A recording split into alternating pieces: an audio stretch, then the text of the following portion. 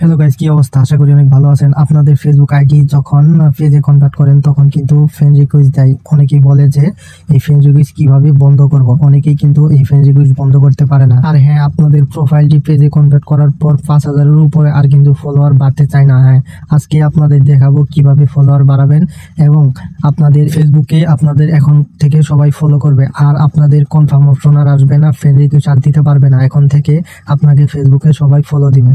আসুন কিভাবে এই অপশনটি চালু করবেন আমি আপনাদের খুব সহজেই দেখিয়ে দিচ্ছি। মাত্র 2 মিনিটে করতে পারবেন। তার জন্য প্রথমে আপনি আপনার ফেসবুকে আসবেন। ফেসবুকে আসার পর উপরে থ্রি লাইন নামে একটা অপশন দেখবেন, এটাতে ট্যাপ করবেন। এটাতে ট্যাপ করার পর একটু নিচের দিকে যাবেন। নিচের দিকে যাওয়ার পর এখানে একটা অপশন দেখতে পারবেন।